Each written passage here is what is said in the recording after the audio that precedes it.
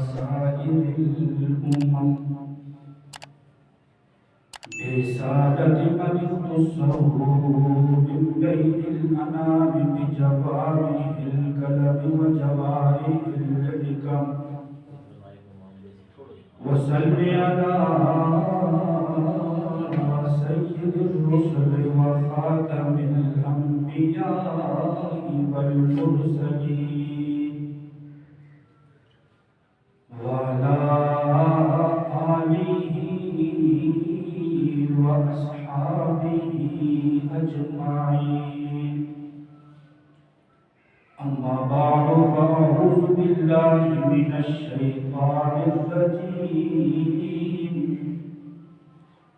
بسم الله الرحمن الرحيم. سبحان الذي أسرى بعبده ليلا من المسجد الحرام إلى المسجد الأقصى. صدق الله العظيم. رب اشرح لي صدري ويسر لي أمري واحلل عقدة من لساني يفقهوا قولي. رب زدني علما رب زدني علما رب زدني علما. سبحانك لا علم لنا إلا ما علمتنا إنك أنت العليم الحكيم. تمام إن الله وملائكته يصلون على النبي يا أيها الذين آمنوا صلوا عليه وسلموا تسليما. اللهم صل على اسم محمد بالأسماء. اللهم صل على روح محمد بالأرواح. اللهم صل على جسد محمد الأجساد. يا رب صل وسلم دائما أبدا على حبيبك خير الخلق كلهم. انتہائی قابل احترام معزز صاحبان گرامی، میں نے آپ حضرات کے سامنے اکرم تعالیٰ سورہ بنی اسرائیل کی پہلی آیات مبارکہ کا کچھ حصہ تلاوت کیا. دعا فرمائیں کہ خالق اپنا ایمان جس کے مطابق سکین کی توفیق نصیب فرمائے.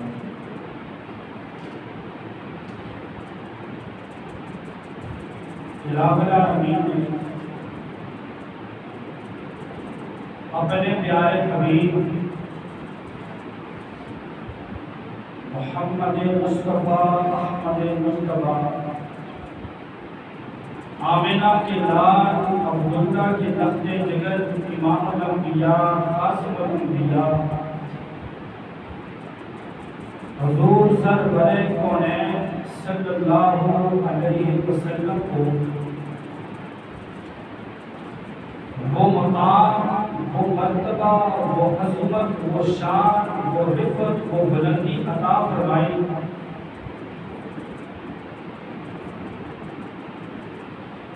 کہ جس کی نظیر پوری کی پوری کائنات کے اندر نہیں ملتی. اور خالق کائنات نے آقا ہے دو جہاں حضور صلی اللہ علیہ وسلم کو اپنے پاس بلایا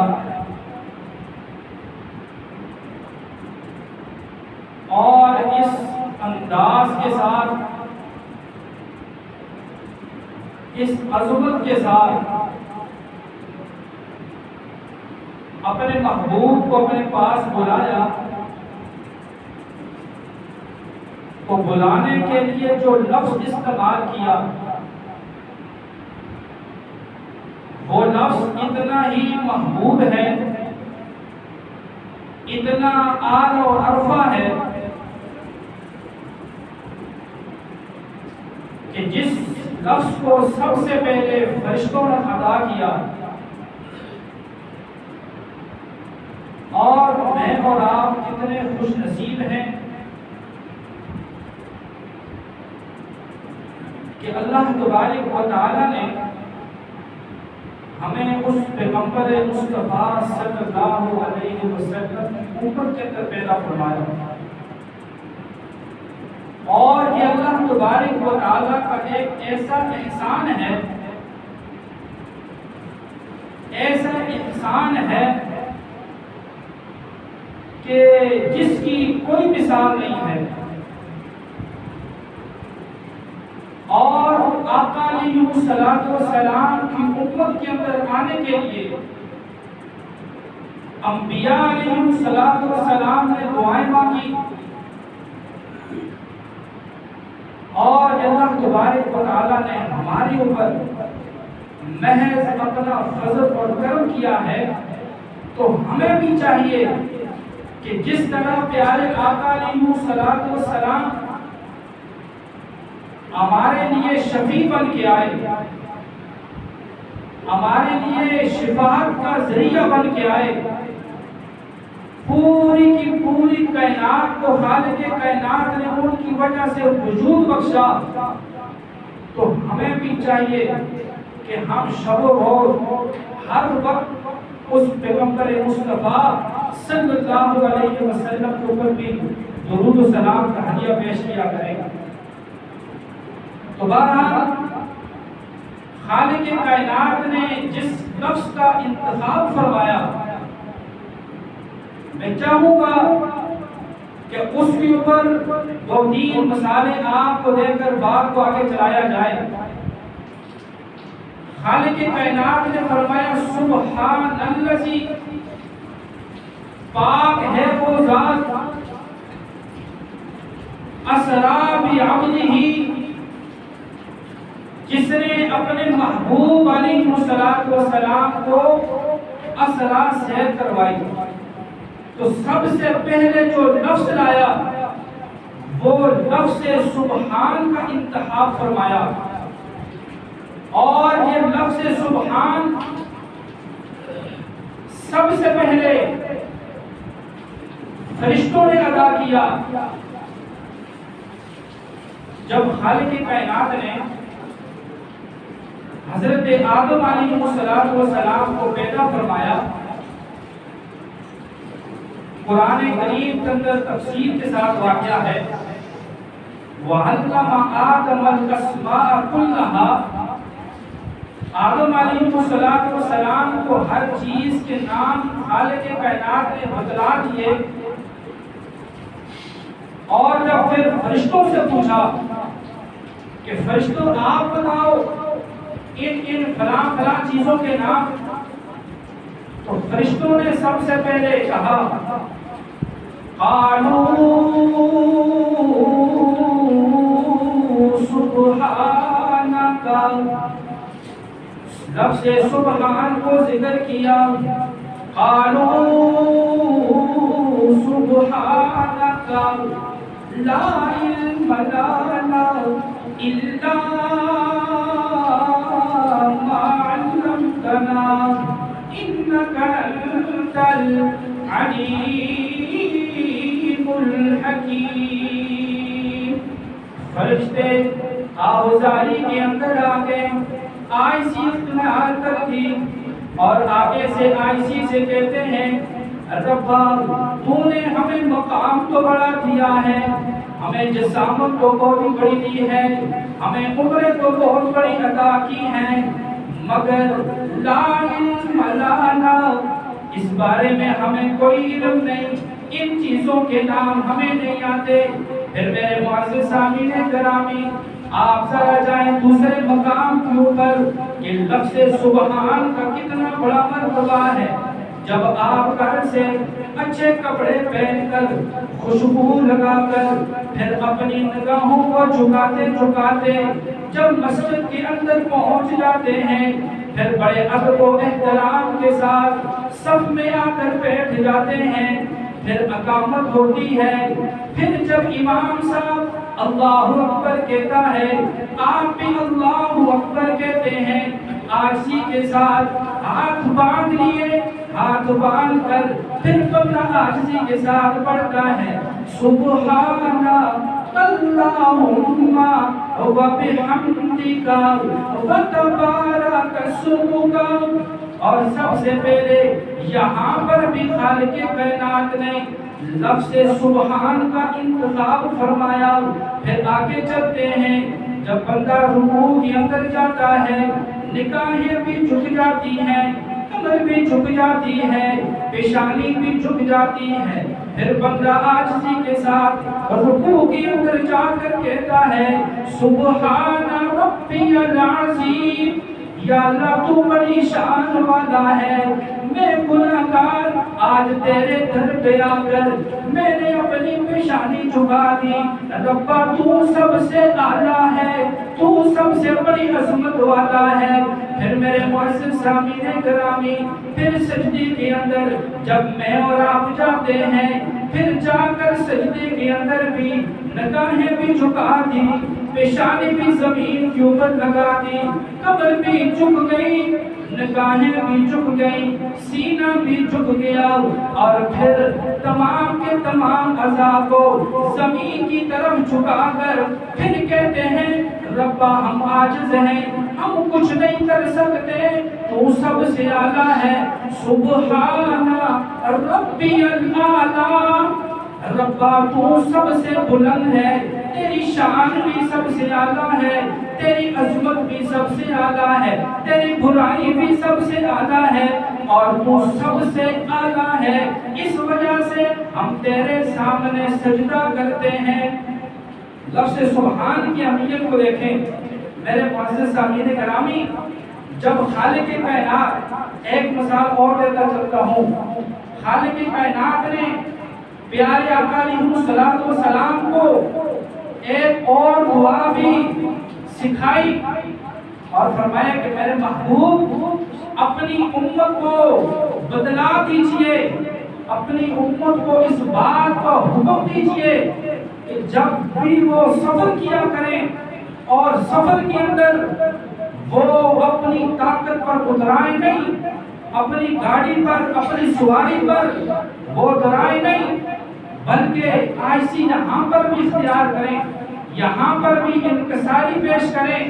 اور وہ کیسے؟ میرے معزز سامعین گرامی, جب میں اور آپ سفر کرتے ہیں, چاہے وہ جہاز کا سفر ہو, چاہے وہ ٹرین کا سفر ہو, چاہے کسی گاڑی میں سفر کرتے ہوں, چاہے کشتی میں سفر کریں, اور سفر کرتے وقت میرے اور آپ کے ذہن کے اندر یہ بات ہوتی ہے یا اللہ ہم تو عاجز ہیں نا, ہم تو گاڑی کو نہیں چلا سکتے, ہم تو اپنی منزل تک نہیں پہنچ سکتے, یا اللہ اس گاڑی کو بھی تو ہی اپنی قدرت کاملہ سے چلا رہا ہے, اور ہمیں اپنی منزل مقصود تک بھی پہنچانے والا تو ہے. اور یہ دعا عاجزانہ پڑھتے ہیں سبحان الذی سخر لنا ھذا. لفظ یہاں پر بھی سبحان کو خالق کائنات نے منتخب فرمایا. اور اسی طرح دیکھیں کہ حضرت یونس علیہ السلام اللہ کے بڑی شان والے نبی ہیں, بڑے عظمت والے نبی ہیں, بڑے مقام والے نبی ہیں.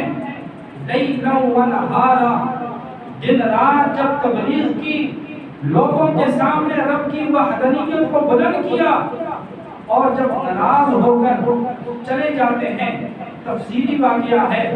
اور فرمایا کہ جب وہ پانی سے چھلانگ لگا کر, جب پانی میں چلے جاتے ہیں کشتی سے چھلانگ لگا کر, اور آگے مچھلی نے ان کو لقمہ بنا دیا, اور جو ہی لقمہ بنتے ہیں خالق کائنات مچھلی کو بتلاتے ہیں کہ مچھلی اس کو آپ نے اپنے لقمے اپنے لیے غذا کا لقمہ نہیں بنانا ہے، بلکہ آپ نے اس کو حفاظت کے طور پر، یہ میری امانت ہے آپ کے پاس۔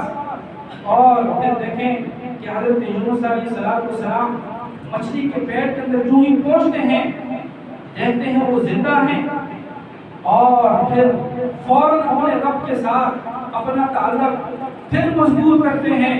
اور ہمیشہ نبی کا تعلق اپنے رب کے ساتھ ہوتا ہے، مگر جب مچھلی کے پیٹ کے اندر دیکھا اور پھر یہاں پر عاجزانہ کہتے ہیں فَنَادَى فِي الظُّلُمَاتِ اللَّهَ إِلَٰهَ إِلَّا أَنْتَ سُبْحَانَكَ إِنِّي كُنْتُ مِنَ الظَّالِمِينَ۔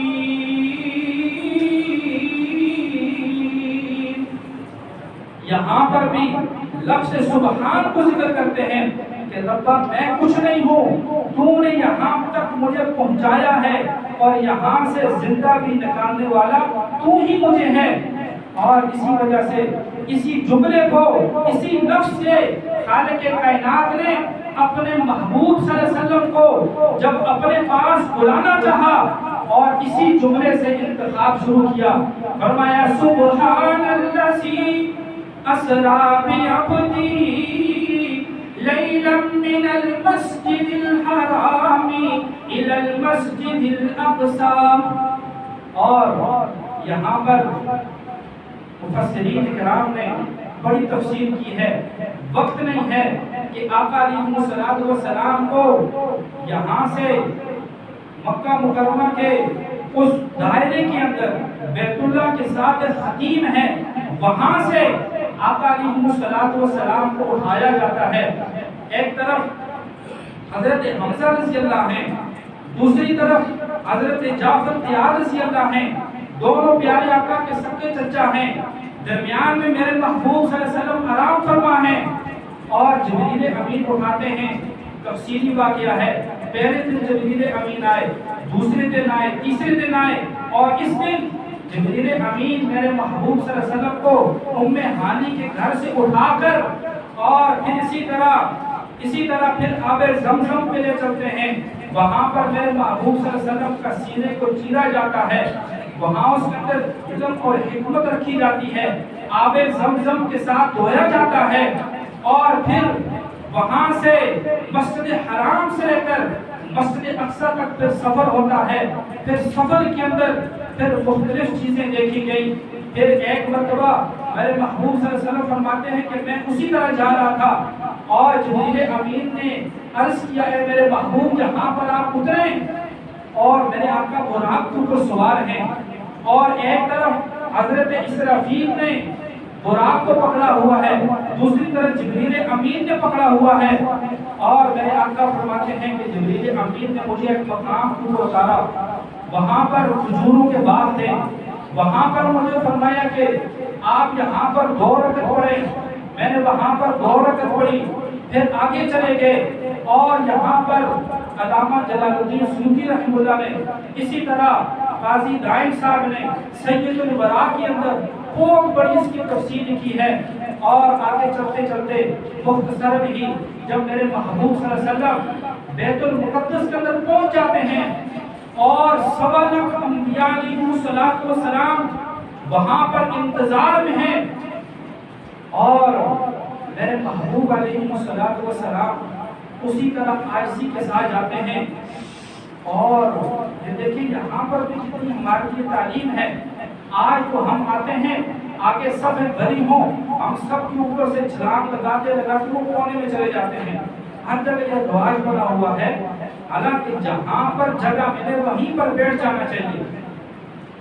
تو میرے محبوب صلی اللہ علیہ وسلم تشریف لاتے ہیں اور آئسی کے ساتھ جدھر جگہ ملتی ہے وہاں پر بیٹھ جاتے ہیں، اور دیکھتے ہیں کہ کچھ انبیاء علیہ السلام قیام کی حالت کے اندر ہیں، کچھ رکوع کی حالت کے اندر ہیں، کچھ سجدے کی حالت کے اندر ہیں، اور آپ دیکھیں کہ وہ کیسی نماز ہوگی جہاں پر 1.25 لاکھ انبیاء علیہ السلام ہیں، اور پیارے آقا علیہ الصلوۃ والسلام جب نماز کے لیے صفیں تیار ہو جاتی ہیں اور اب جبریل امین آگے بڑھتے ہیں، پیارے آقا علیہ الصلوۃ والسلام کو ہاتھ مبارک سے پکڑتے ہیں، مصلی پہ کھڑا کر دیتے ہیں۔ اور یہاں پر میں بات کہتا چلوں کہ جو لوگ نبی علیہ الصلوۃ والسلام کے علاوہ کسی اور کو اپنا نبی مانتے ہیں، ان سے ایک سوال آپ کیا کریں، ان سے ایک سوال کیا جائے کہ جو لوگ جو انبیاء علیہ الصلوۃ والسلام بیت المقدس کے اندر موجود تھے، وہ تو آدم صفی اللہ سے لے کر محمد الرسول اللہ صلی اللہ علیہ وسلم تک سوا لاکھ انبیاء علیہ الصلوۃ والسلام تھے، اور یہ مرزے شرزے تو بات کی بات ہے۔ تو بہرحال سوا لاکھ انبیاء علیہ الصلوۃ والسلام کو پیارے آقا کی امامت فرماتے ہیں، اور وہاں سے پھر آگے سفر ہوتا ہے۔ پھر یہاں پر دو روایتیں ہیں، آخری بات فیصلہ دیتا ہوں، یہاں پر دو روایتیں ہیں کہ پیارے آقا آیا براق کے اوپر سوار ہو کر تشریف لے گئے یا رف کے اوپر سوار ہو کر گئے۔ تو یہاں پر پہلی روایت یہ ہے کہ پیارے آقا یہاں سے براق پر سوار ہو کر آگے گئے، اور دوسری روایت یہ ہے کہ پیارے آقا رف وہ ایک سونے کی سیڑھی تھی، ایک سونے کی سیڑھی تھی، اور اس کے اوپر جو ہی پیارے آقا نے اپنا قدم مبارک رکھا تو خالق کائنات نے پہلے آسمان تک پہنچا دیا۔ تو میرے معزز سامعین گرامی، وقت پر تشریف لایا کریں، تفصیلی گفتگو ہوتی ہے۔ اللہ تبارک و تعالی ہم سب کو پیارے آقا کی سچی محبت، عقیدت اور نبی علیہ الصلوۃ والسلام کی جتنی بھی مبارک سنتے ہیں، ان تمام کی اوپر اللہ رب العزت ہم سب کو عمل پیرا ہونے کی توفیق نصیب فرمائے۔ وما علینا الا البلاغ۔